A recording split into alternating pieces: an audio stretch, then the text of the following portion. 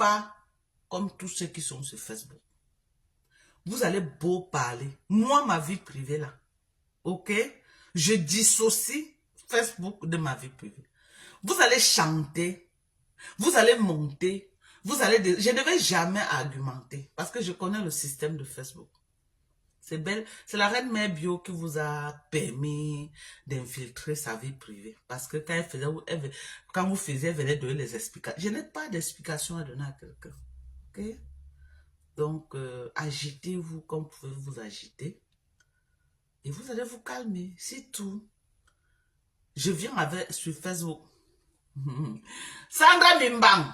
Je viens sur Facebook avec ce que je veux. Avec ce que je veux vous offrir. Ma vie privée, vous n'allez jamais connaître ma vie privée. Ok? Ma vie privée est ici aux États-Unis. Je vais vous dire. Il y a une seule personne, une seule amie ici aux États-Unis qui connaît ma vie privée. Une seule. Et elle est effacée. Elle n'est même pas dans les choses des Camerounais.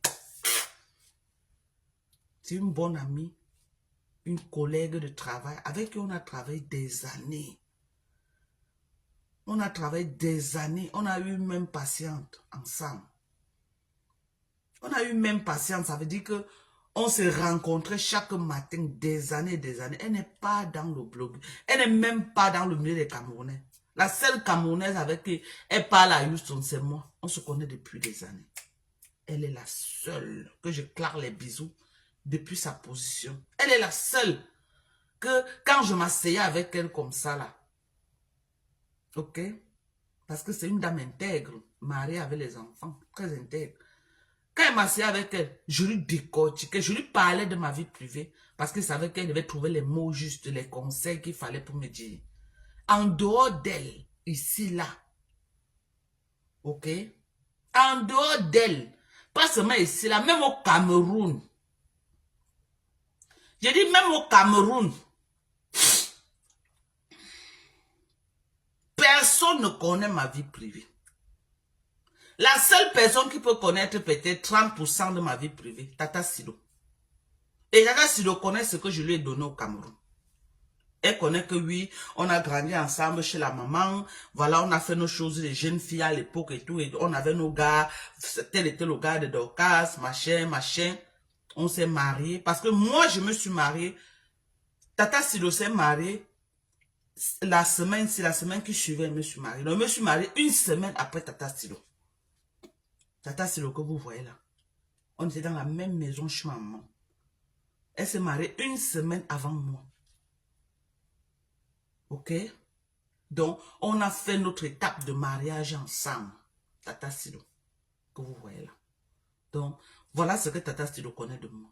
Oui, je suis allée en mariage, j'ai accouché les enfants.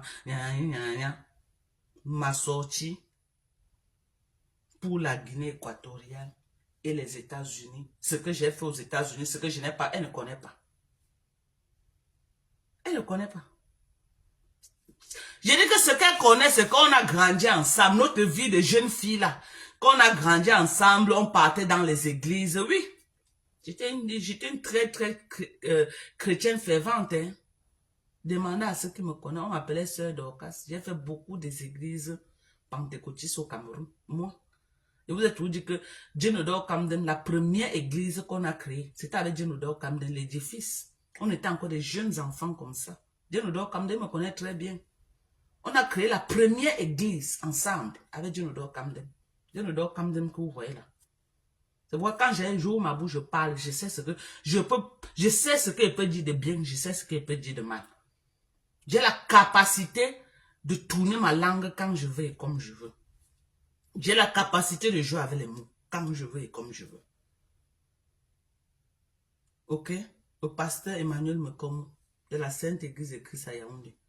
C'était mon pasteur titulaire, c'est lui qui m'a baptisé à l'âge de 17 ans. Ok? J'ai fait des églises et des églises. Des églises et des églises.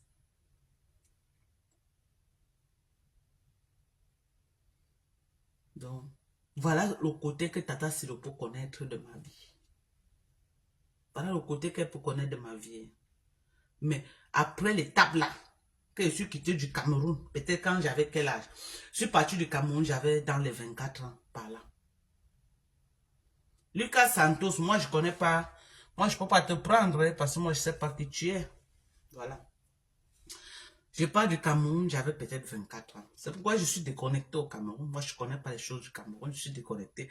Je pars quand j'avais 24 ans. La Cité de la Paix, vous avez fouillé ma vie à la Cité de la Paix. Vous n'avez rien trouvé. Parce que moi je pars de la Cité de la Paix. Je suis dans les 13 ans, 14 ans. Donc, beaucoup de gens ne me connaissent pas là-bas. Les gens m'ont vu au deuil de maman. Les gens savaient que non, elle avait une fille aux États-Unis et tout et tout. C'est au deuil de ma maman que beaucoup m'ont vu. Les gens ne me connaissent pas. Mais on connaît mes soeurs, on connaît mon petit frère. Mais moi, personnellement, beaucoup ne me connaissent pas. J'ai grandi également à Biema. Si je pars de Douala en 2000, j'avais peut-être 13 ans. J'arrive à Yaoundé. J'arrive à Yaoundé, j'ai grandi à Biemassi Carrefour. Mais je tombe dans une famille que, c'est le genre de famille que notre papa était très contrôleur, donc on n'était pas les histoires de boîtes de nuit, machin, machin, j'ai pas connu ça. Je vous dis que j'ai connu la vie des boîtes de nuit, c'est pourquoi vous me voyez, je suis toujours moi à la maison. Moi, j'ai un comportement familial.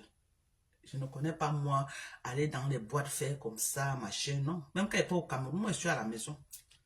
C'est une vie que je n'ai pas connue, donc du coup, et ça ne m'intéresse pas. Parce que je me sens plus en sécurité dans la maison que dehors. Ok? Donc, je pars de Douala à 13 ans, dans mon jeune âge. J'arrive à Yaoundé.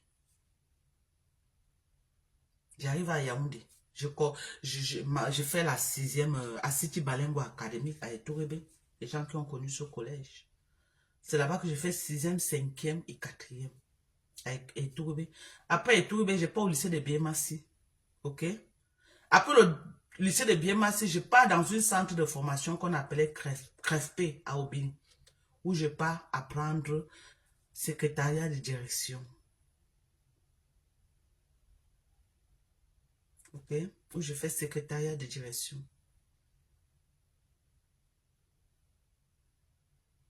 Après, dans le poula, je rencontre mon mari. Je me marie. J'engage une vie familiale. Ok? J'engage une vie familiale. À 24 ans. Parce que mon mari voyage avant moi. 24 ans, je le suis. Je le suis en Guinée équatoriale. Et en Guinée équatoriale, j'avais le restaurant. Pour ceux qui savent.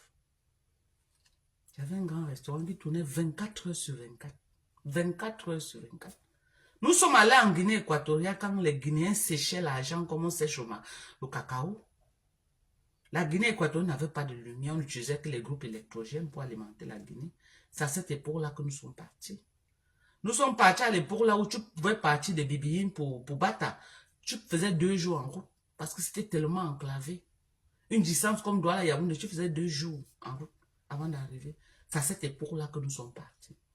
Nous sommes partis à l'époque où un Guinéen te disait bonjour, vraiment comment tu vas, viens me voir demain, il te donne 100 000 comme agent de transport. C'est à cette époque-là que nous sommes allés en Guinée. Nous, on a fait l'argent dans la restauration. On a fait l'argent dans la restauration. Beaucoup d'argent. Parce que les gens disent que, oh, machin, les gens ne connaissent pas mon parcours. Ils racontent des histoires. Moi, j'ai touché de l'argent en Guinée équatoriale. J'ai touché de l'argent. Ok? Quand je trouve le réseau pour les États-Unis, je viens aux États-Unis, je laisse le restaurant et le bar et tout à mon mari. Mon mari engage les gens tournent. Mais tellement les gens volaient mon mari et tout, il se retrouve en train de payer la location. Il a fermé les bêtises.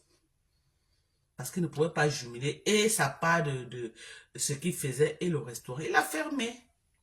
Aux États-Unis, j'arrive ici, là. Je fais la plonge peut-être 3 mois. Non, moins de 3 mois, 2 mois de plonge. Dans un restaurant à Bissonnette. Après là, il y a une dame gabonaise qui m'amène dans un salon de coiffeur. Elle me dit, Dorcas, si tu veux faire l'argent, il faut tresser. Je ne connaissais pas. J'étais coiffeuse en Guinée Équatoriale. Quand je suis entrée en Guinée Équatoriale, j'ai commencé par la coiffure. Avant que mon mari a dit qu'on ouvre le restaurant. Donc, j'avais les bases en coiffure, mais pas en tresse. Oh, ici aux États-Unis, c'est les tresses qui donnent beaucoup d'argent. C'est comme ça que dans les salons, quand tu viens, si tu ne connais pas tresser, on te laisse d'abord descendre les bouts. Tu regardes comment les autres tressent après toi aussi. C'est comme ça que j'apprends à tresser.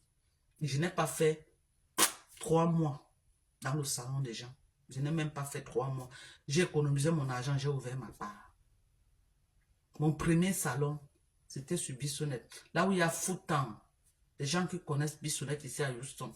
Là où il y a le magasin Foutan. J'étais dans le même shopping center avec Foutan. J'ai brasé de l'argent là-bas.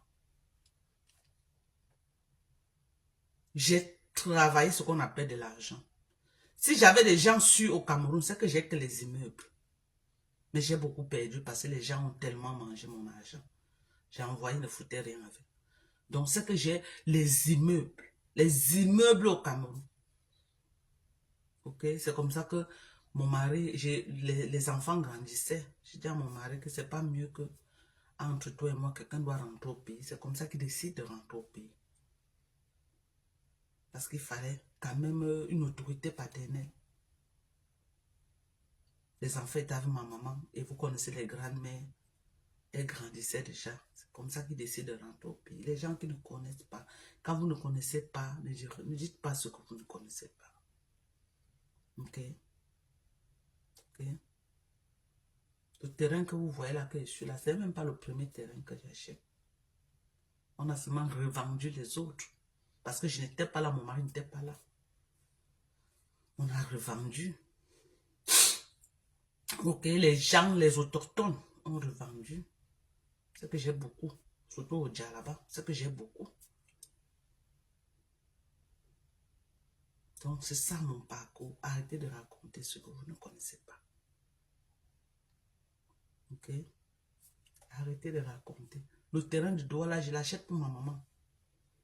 Parce que j'avais décidé de sortir ma maman de la maison familiale. Qu'elle laisse ça aux enfants. C'est là où j'ai dit à ma maman que cherche une maison dans un quartier qui te plaît, je vais acheter. Elle trouve une maison, elle arrange avec le monsieur, je l'envoie l'argent. Quand elle pas dit au monsieur que ma fille a envoyé l'argent, le monsieur dit que quelqu'un d'autre avait appris la maison. J'ai dit alors à ma mère que mets l'argent en banque. J'envoie ma maman ouvrir un compte à la Société Générale des Banques. Je ne suis même jamais allé là-bas. Hein. Je ne suis jamais allé là-bas demander... parce que ma maman a un compte là-bas avec l'argent dedans. Donc, et elle avait mis Manel. Je crois que c'est un compte qui était associé avec elle, avec ma première fille. Donc, quand ma première fille va arriver au Cameroun, elle va aller voir la situation du compte là. Elle va aller voir la situation du compte là. C'est comme ça que maman met l'argent en banque. J'ai une amie ici, une très bonne amie également. Aline. Beaucoup de gens de Houston connaissent Aline, surtout les Barantais. C'est là où je l'expose le problème. Elle me dit qu'elle connaît un des marchés au Cameroun. Elle me branche sur un gars. J'envoie dans le gars chez maman. Je dis que je veux que tu trouves un terrain à maman. Parce qu'à la dernière minute, j'ai dit que bon, même si c'est un terrain, on achète et puis on va construire. C'est comme ça qu'il amène ma maman à Yassa. Maman voit le terrain de Yassa. Elle dit que non, ça ne lui plaît pas. C'est comme ça qu'il amène donc ma maman à 21. Là où vous entendez que j'ai le terrain.